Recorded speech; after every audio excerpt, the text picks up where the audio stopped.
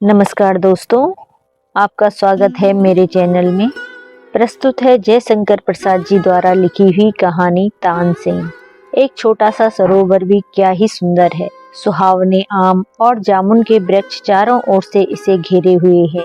दूर से देखने में यहाँ केवल एक बड़ा सा वृक्षों का झुरमुट दिखाई देता है, पर इसका स्वच्छ जल अपने सौंदर्य को ऊंचे ढुओं में छिपाए हुए है। कठोर हृदय धरणी के वक्षस्थल में एक छोटा सा करुणाकंड बड़ी सावधानी से प्रकृति ने छिपा रखा है।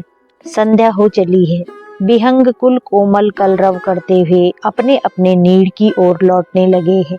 अंधकार अपना आगमन सूचित करता हुआ वृक्षों की ऊंची टहनियों के कोमल किसलयों को धुंधले रंग का बना रहा है, पर सूर्य की अंतिम किरणें अभी अपना स्थान नहीं छोड़ना चाहती हैं। वे हवा के झोंकों से हटाए जाने पर अंधकार के अधिकार का विरोध करती हुई सूर्यदेव की उंगलियों की तरह हिल रही हैं। संध्या हो गई। कोकिल बोल उठी। एक सुंदर कोमल कंठ से निकली हुई रसीली तान ने उसे भी चुप कर दिया। मनोहर स्वर लहरी उस सरोवर तीर से उठकर तट के सब वृक्षों को गुंजरित करने लगी। मधुर मलय नील ताड़ित जल लहरी उस स्वर के ताल पर नाचने लगी। हर एक पत्ता ताल देने लगा। अद्भुत आनंद का समावेश था। शांति का नैसर्गिक राज्य उस छोटी रमणीक भूमि में मानो जमकर बैठ गया था। यह आनंद कानन अपना मनोहर स्वरूप एक पथिक से छिपा न सका, क्योंकि वह प्यासा था। जल की उसे आवश्यकता थी।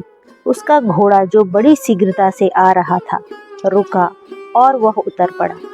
पथिक बड़े वेग से अश्व से उतरा, पर वह भी स्तब्ध खड़ा हो गया, क्योंकि उसको भी उसी स्वर लहरी ने मंत्र मुग्ध फणी की तरह बना दिया। मृगयाशील पथिक क्लांत था।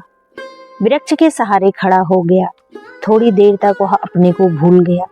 जब स्वर लहरी ठहरी तब उसकी निद्रा भी टूटी। युवक सारे श्रम को भूल गया। उसके अंग में एक अद्भुत स्फूर्ति मालूम हुई। वह जहाँ से स्वर सुनाई पड़ता था उसी ओर चला। जाकर देखा, एक युवक खड़ा होकर उस अंधकार रंजित जल की ओर देख रहा है।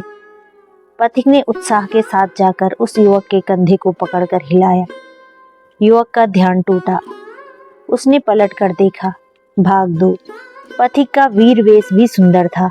उसकी बड़ी मूछें उसके स्वाभाविक गर्व को तनकर जता रही थी।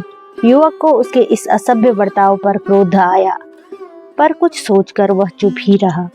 और इधर पथिक ने सरल स्वर से एक छोटा सा प्रश्न कर दिया। क्यों भाई, तुम्हारा नाम क्या है? युवक ने उत्तर दिया, राम प्रसाद। पथिक, यहाँ कहाँ रहते हो? अगर बाहर के रहने वाले हो तो चलो हमारे घर पर आज ठहरो। युवक कुछ न बोला, किंतु उसने एक स्वीकार सूचक इंगित किया। पथिक और युवक दोनों अश्व के समीप आए। पथिक ने उसकी लगाम हाथ में ले ली। दोनों पैदल ही सड़क की ओर बढ़े। दोनों एक विशाल दुर्ग के फाटक पर पहुंचे और उसमें प्रवेश किया। द्वार के रक्षकों ने उठकर आदर के साथ उस पथिक को अभिवादन किया। एक ने बढ़कर घोड़ा थाम लिया। अब दोनों ने बड़े दालानों और अमराइयों को पार करके एक छोटी सी पाई बाग में प्रवेश किया। राम प्रसाद चकित था। उसे यह नहीं ज्ञात होता था कि वह किसके संग कहाँ जा रहा है। हाँ, यह उसे अवश्य प्रतीत हो गया कि यह पथिक इस दुर्ग का प्रधान पुरुष है। पाई बाग में बीचों बीच एक चबूतरा था, जो संगमरमर का बना था। छोटी छोटी सीढ़ियां चढ़कर दोनों उस पर पहुंचे। थोड़ी देर में एक दासी पानदान और दूसरी वारुणी की बोतल लिए आ पहुंची। पथिक, जिसे अब हम पथिक न कहेंगे, ग्वालियर दुर्ग का किलेदार था। मुगल सम्राट अकबर के सरदारों में से था। बिछे हुए पारसी कालीन पर मसनद के सहारे बैठ गया। दोनों दासियां फिर एक हुक्का ले आईं और उसे रखकर मसनद के पीछे खड़ी होकर चंवर करने लगीं। एक ने रामदास की ओर बहुत बचाकर देखा। युवक सरदार ने थोड़ी सी वारुणी ली। 2-4 गिलौरी पान की खाकर फिर वह हुक्का खींचने लगा। रामदास क्या करे, बैठे बैठे सरदार का मुंह देख रहा था। सरदार के ईरानी चेहरे पर वारुणी ने वार्निश का काम किया। उसका चेहरा चमक उठा। उत्साह भरकर उसने कहा, राम प्रसाद, कुछ कुछ गाओ। यह उस दासी की ओर देख रहा था। भाग 3। रामप्रसाद सरदार के साथ बहुत मिल गया। उसे अब कहीं भी रोक टोक नहीं है। उसी पाई बाग में उसके रहने की जगह है। अपनी खिचड़ी आंच पर चढ़ाकर प्रायः चबूतरे पर आकर गुनगुनाया करता। ऐसा करने की उसे मनाही नहीं थी। सरदार भी कभी कभी खड़े होकर बड़े प्रेम से सुनते थे, किंतु उस गुनगुनाहट ने एक बड़ा बेढब कार्य किया। वह यह कि सरदार महल के एक नवीन दासी उस गुनगुनाहट की धुन में कभी पान में चूना रखना भूल जाया करती थी और कभी कभी मालकिन के किताब मांगने पर आफताबा ले जाकर बड़ी लज्जित होती थी। पर तो भी बरामदे में से उसे एक बार उस चबूतरे की ओर देखना ही पड़ता था। रामप्रसाद को कुछ नहीं, वह जंगली जीव था। उसे इस छोटे से उद्यान में रहना पसंद नहीं था, पर क्या करे। उसने भी एक कौतुक सोच रखा था। जब उसके स्वर में मुग्ध होकर कोई अपने कार्य में च्युत हो जाता, तब उसे बड़ा आनंद मिलता। सरदार अपने कार्य में व्यस्त रहते थे। उन्हें संध्या को चबूतरे पर बैठकर रामप्रसाद के 2-1 गाने सुनने का नशा हो जाता था। जिस दिन गाना नहीं सुनते, उस दिन उनको वारुणी में नशा कम हो जाता। उनकी विचित्र दशा हो जाती थी। रामप्रसाद ने एक दिन अपने पूर्व परिचित सरोवर पर जाने के लिए छुट्टी मांगी। मिल भी गई। संध्या को सरदार चबूतरे पर नहीं बैठे, महल में चले गए। उनकी स्त्री ने कहा, आज आप उदास क्यों हैं? सरदार, रामप्रसाद के गाने में मुझे बड़ा ही सुख मिलता है। सरदार पत्नी, क्या आपका रामप्रसाद इतना अच्छा गाता है कि उसके बिना आपको चैन नहीं? मेरी समझ में मेरी बांदी उससे अच्छा गा सकती है। सरदार हंसकर, भला उसका नाम क्या है? सरदार पत्नी, वही सौसन जिसे मैं दिल्ली से खरीद कर ले आई हूँ। सरदार, क्या खूब, आज ही उसको तो मैं रोज देखता हूँ, पर गाना जानती होती तो क्या मैं आज तक न सुन सकता? सरदार पत्नी, तो इसमें बहस की कोई जरूरत नहीं है। कल उसका और रामप्रसाद का सामना कराया जाए। सरदार, क्या हर्ज। भाग 4। आज उस छोटे से उद्यान में अच्छी सजधज है। साज लेकर दासियां बजा रही हैं। सौसन संकुचित होकर रामप्रसाद के सामने बैठी है।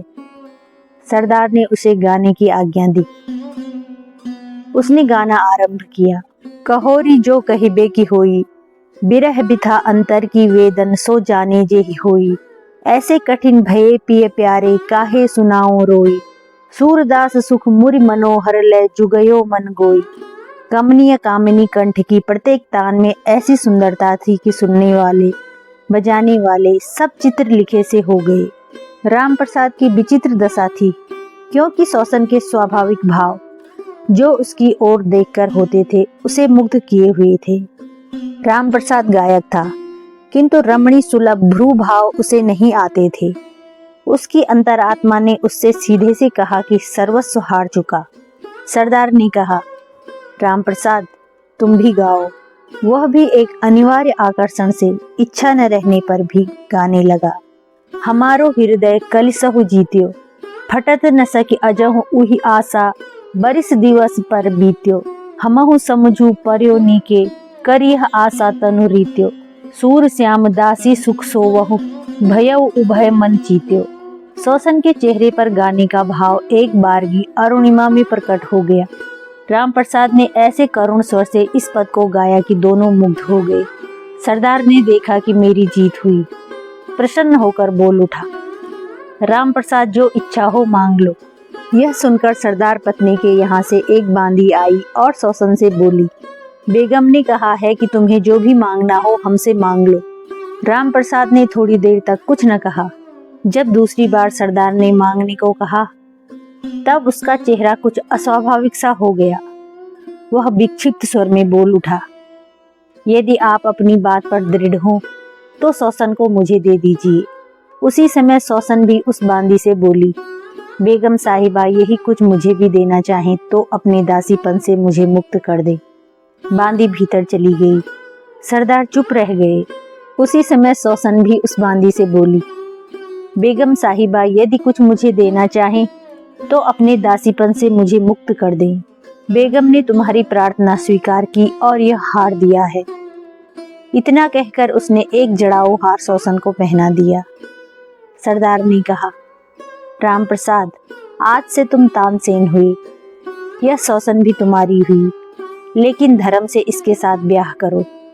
तानसेन ने कहा, आज से हमारा धर्म प्रेम है। कहानी यहीं पर समाप्त होती है। फिर मिलते हैं अगली कहानी में।